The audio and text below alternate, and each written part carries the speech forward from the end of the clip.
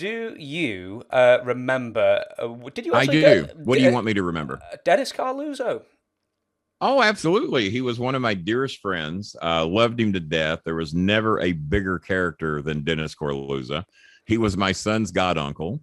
Dennis got me to run some type of scam with him that I still to this day can't exactly talk about, but we both profited very well from it. It was during a convention in Memphis with where we were going down there to meet Jerry Lawler. Coraluzzo got me my rental car so I would go from Nashville to Memphis. I drove his rental car all for the purpose that I would drop his rental car off back in Nashville so he could fly straight out of Memphis to go back to New Jersey. God, Woodbury comes to mind. I think he lived in Woodbury, New Jersey, which is just across the border from Philadelphia, and was one of the biggest characters ever involved in wrestling. He was big with the NWA for quite some time. He had a good little run on Memphis television. Fast talker, really thought he was part of the mob. I chat with his son from time to time on Facebook, and there was never someone that believed their own gimmick more than Dennis Coraluzzo. People used to ask Cornette, they said, where did Bolin come up with his gimmick? They said, well, that's just it. Bolin's not living a gimmick. That's him. That's what you get, whether you're watching television, you're hanging out with him in his house, you're having dinner with him. Bolin is on 24/7 because that is who Bolin is. The real off-air Kenny Bolin is a little toned down from what you see on television and podcasting. But then again, I very easily go into that because that's the world I'm comfortable with. I love to entertain. I love to make people laugh. And I love to tell stories. God, who was it? Mark Cuban said that I was one of the best storytellers he had ever heard, especially talking about the Kroger meat scam, which I'm sure I call it a meat opportunity. Cornette gave it that name. I'll show it to the main camera. I've got Kroger meat opportunity. I even wrote opportunity. I even wrote opportunity for it. I've never done an interview where it didn't come up, so that's just oh, fine. damn! I'll tell you what. I hate doing the ones where everyone always asks you the same thing. So I will ask one. I will ask one more thing about Dennis. Sure. I heard that he'd surrounded himself with just a group of oddballs. He just liked to surround himself with just odd people. Yeah. We had the Piss Boys with us down there, and the Piss Boys job. And we got the title the Piss Boys from the movie History of the World. Do you remember Piss Boy? And his job was to follow the king around so he could piss in a bucket. Oh, Piss Boy. I think the king was played by Harvey Korman. I forgot who the Piss Boy was, but we named these two guys. And one of them worked on Cornette's network with Brian Last for a while. I'm blanking out on his name. If you said it, I would know it. Tommy something or another, but I'm blanking out on his name because I haven't talked to him in a while. But he was Piss Boy. Well, he turned out to be this big, jacked up looking motorcycle gang looking guy who was also a comedian and a legit tough guy. And he quit working for the Cornette Brian Last podcast empire because they were fucking him on pay too. They kept promising him all this money and they would never pay him, so he quit. God damn it, I can't. He did a lot of impersonations on the 605, whatever that is. Never listened to the 605 podcast, and Tommy was his first name. I'm blanking out on his last name, but he was one of the original Piss Boys.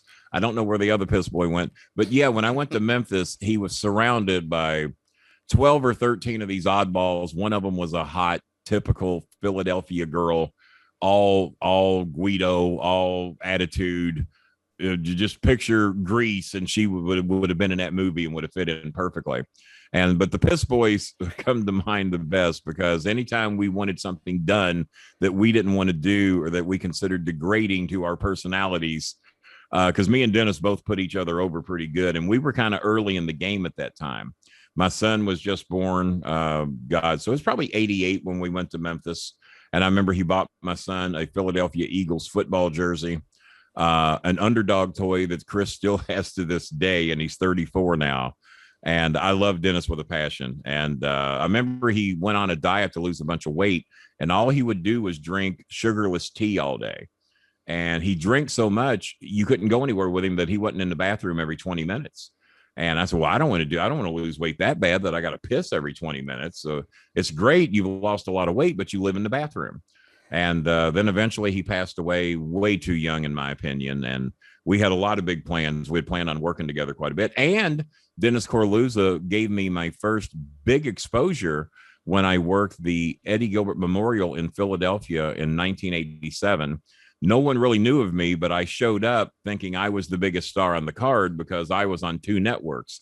I was on Fox 41 and the Big 58. I was doing two wrestling shows at one time. So that made me the biggest star in the building, even though King Kong Bundy was there and Psycho Sid, various other. I mean, the card was just fucking loaded. And ECW stars were there and many WWE stars. Of course, Jim Cornette and Dennis Coraluzzo booked it. And they put me in 5 of the first 7 matches, and even to be the special guest referee of an arm wrestling match between Sonny and Marlena. But Sonny, of course, no-showed. So me and Marlena did a bit to where, because her and Goldust were on shaky ground, and I was letting her know that, hey, I know your marriage is on shaky ground, but hey, you got the Star Maker here. So if you ever have sexual needs, you can always come to me. I'll be there to take care of you. And then she slapped me in the face. Jimmy got mad because I took a bump on it. I said, she slapped me. What am I supposed to do? Said, no, you be a pussy and take the bump. It's comedy, Jimmy. You put me in a comedy segment, so you get comedy. And but other than that, he called me when I got back home. He says, only you could get heat with those smart marks because they think they're all smart to the business. It was all the ECW marks that showed up at this thing being in Philadelphia. And he says, they literally fucking hate you because you convinced them that Fox 41 and the Big 58, 2 local channels in Louisville, were bigger deals than the USA Network and TNN, which ECW was on at that time. And not only did you get heat on yourself and you were the most hated guy on the card, your first ever appearance on a big show, you got heat on 2 TV stations. They hate Fox 41 and they hate the Big 58 because you thought they were a big deal. And actually, one of the shows I was on at 11 at night and the other show I was on at 1:30 in the morning. And one of the shows was half an hour. But it was fun. And it taught me how to work a big crowd of smart marks. And when you can get heat with an ECW crowd and they really hate you, that's not easy. And that told me there, I can do this shit. I can do this more than on a local basis. And it taught me a lot. And I got to have a lengthy meeting with Nick Bockwinkel that night. He had asked to meet me because he was impressed with what I was doing. And he gave me one of the best 2-hour talks I ever had and taught me a lot about the psychology of wrestling, realizing who you are as to who they are. And you always let them know who you are and you remind them who they are if you want to be a true heel. And Bockwinkel was the master of that. I'm smarter than you. I'm better looking than you. I'm richer than you. Fuck you. I'm Nick Bockwinkel. And I learned a lot from that.